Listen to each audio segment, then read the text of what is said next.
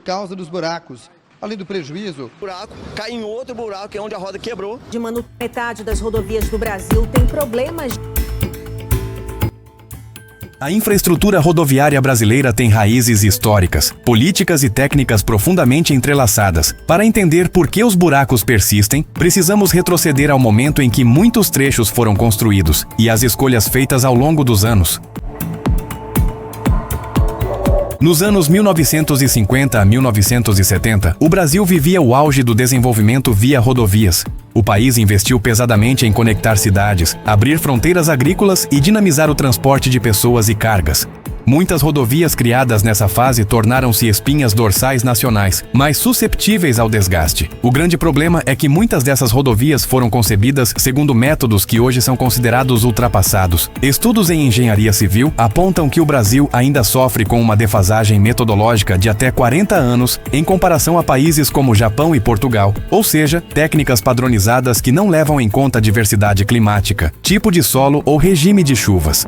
Essa crítica aparece em relatórios da CNT. A pesquisa CNT de rodovias avalia 22 variáveis da rodovia, pavimento, geometria, drenagem, etc., para dar uma nota à estrada.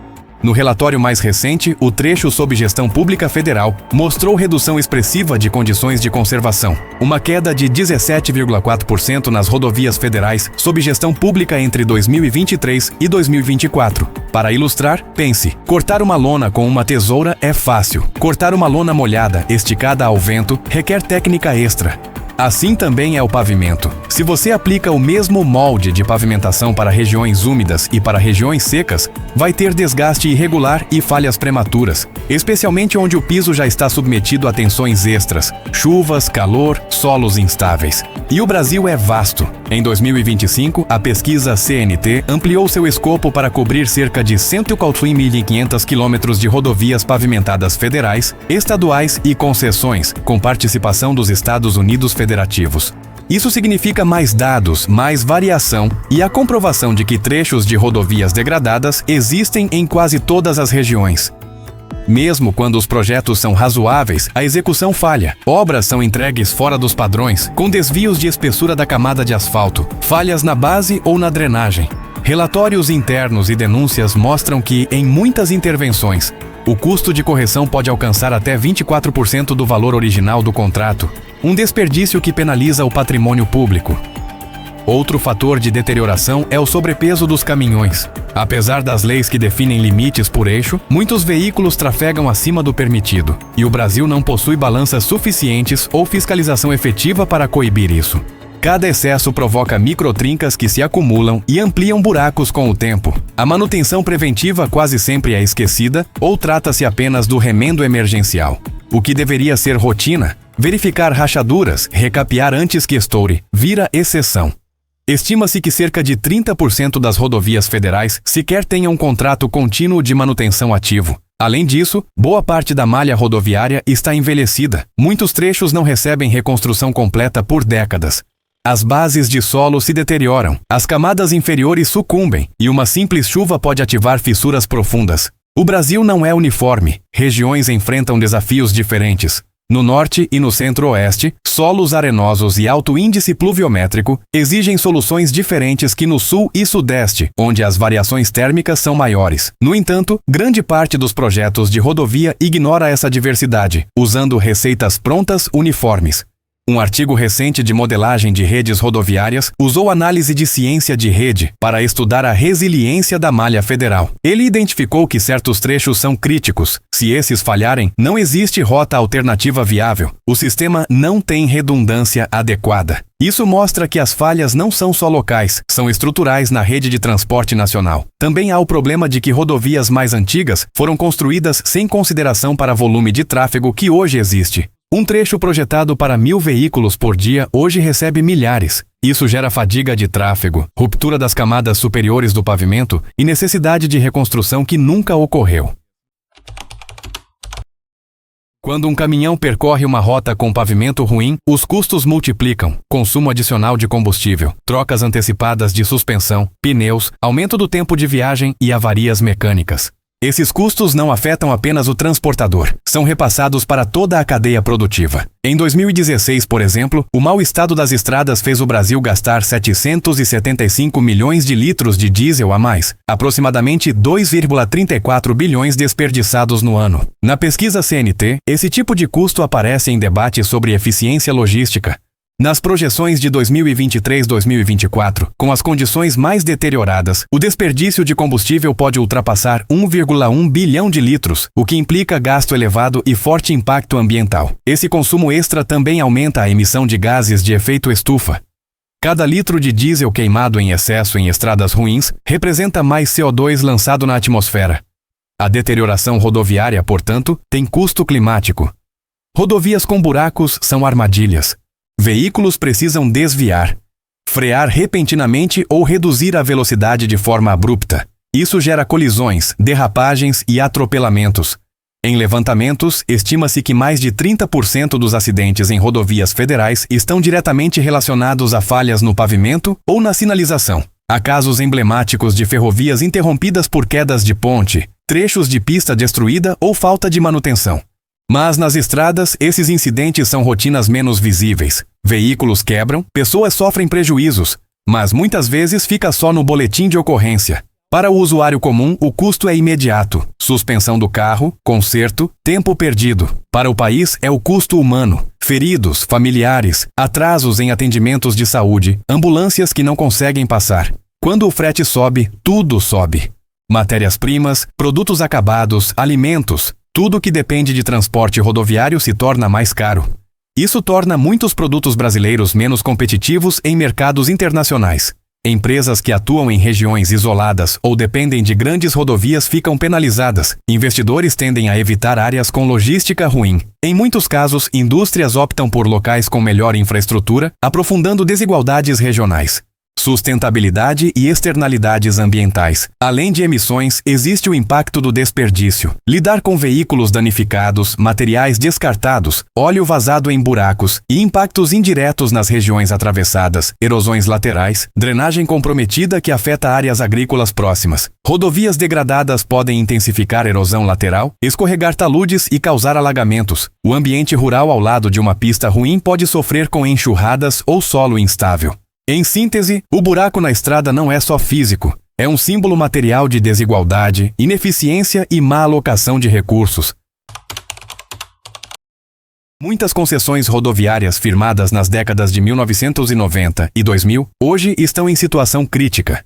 São contratos estressados, aqueles que, devido a receitas menores que o previsto, déficits contratuais ou atraso de obras, se tornaram insustentáveis. O governo federal lançou um programa de otimização de contratos de concessão rodoviária, prevendo 110 bilhões de dólares em investimentos entre 2024 e 2026 para reativar 14 contratos problemáticos em 13 estados. A proposta do governo é usar termos aditivos e renegociações mediadas pelo TCU sem necessidade de nova licitação. Isso permite retomar obras e redefinir obrigações sem recomeçar do zero. Alguns exemplos concretos mostram essa dinâmica em ação. Em 2024, o governo revisou 14 contratos considerados estressados para trazê-los de volta à viabilidade. Também se prevê duplicar ou adicionar faixas em até 2.400 quilômetros de rodovias no país por meio desse programa de otimização. O governo já trabalha para que esses contratos acordados gerem até 1,6 milhão de empregos associados à retomada das obras. Um grande desafio é que o Brasil tem múltiplos órgãos com poder sobre rodovias: DNIT, ANTT, estados, agências reguladoras, ministérios, TCU. Essa fragmentação de poderes gera conflitos, revisões intermináveis e perda de agilidade. Frequentemente, cada mudança de governo traz uma reorientação de prioridades, revisão de contratos, suspensão de obras. Isso cria uma memória curta administrativa. O que foi decidido há 4 anos pode ser revogado ou ignorado hoje. O TCU monitora obras federais e estaduais. O painel de obras paradas revela que, até recentemente, mais de 10 bilhões de dólares em obras de transporte estavam interrompidas no Brasil por falta de planejamento, entraves orçamentários ou disputas jurídicas. Muitas obras que começaram são abandonadas pela simples ausência de continuidade administrativa. Para cada obra interrompida, o custo adicional de retomar é muito maior do que o de manter. Isso gera corrupção latente, desperdício de recursos e cidadãos isolados sem infraestrutura consolidada. a solução consensual e renegociação contratual. Para contornar esse atoleiro institucional, o TCU instituiu a ideia de solução consensual. Reunir partes, concessionária, governo, reguladores, para renegociar obrigações e superar impasses jurídicos sem litígio.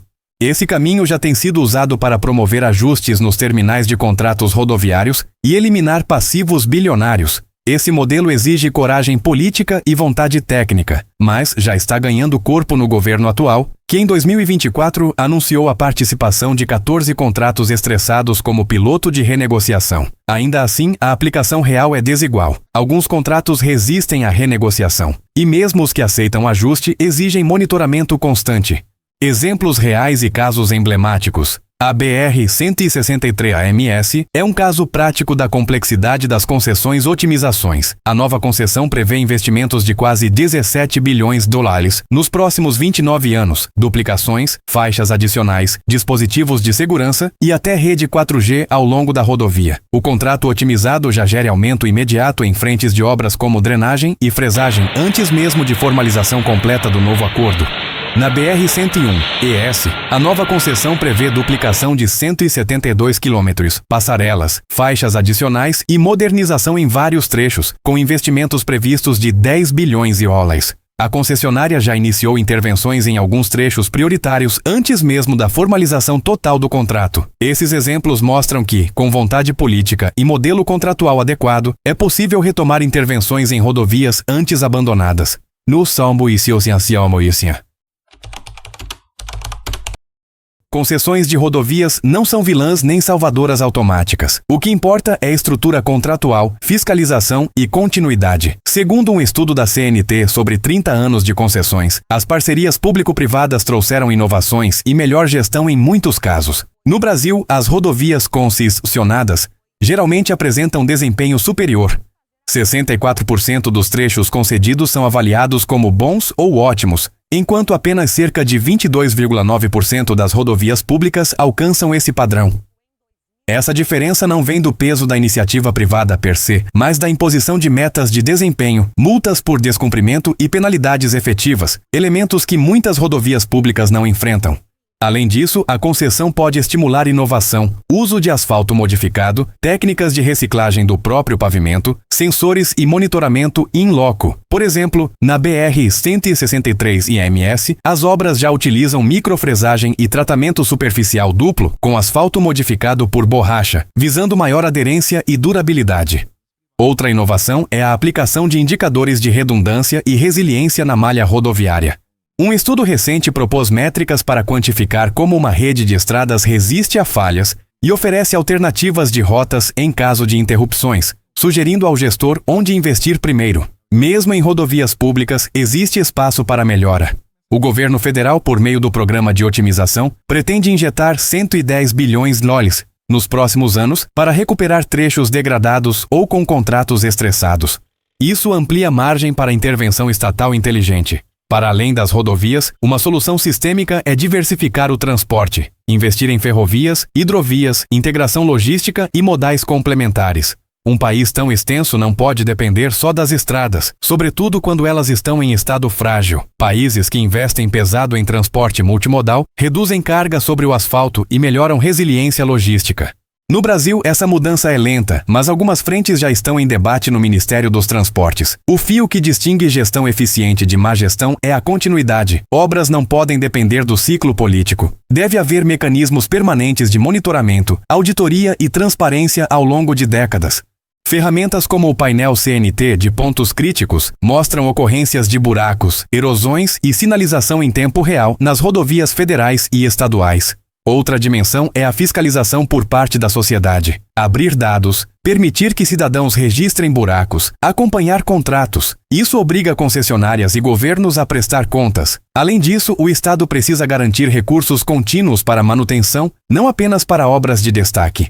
O pavimento vive e, como um organismo, exige cuidados diários, pequenas correções, drenagem funcional e atenção aos pontos frágeis. Exemplo de trechos bem-sucedidos. A própria BR-101 ES, sob novo contrato, planeja intervenções já neste início de concessão. Duplicação, passarelas e modernização de trechos prioritários com uso de asfalto borracha. A execução antecipada indica compromisso real, não promessa vaga.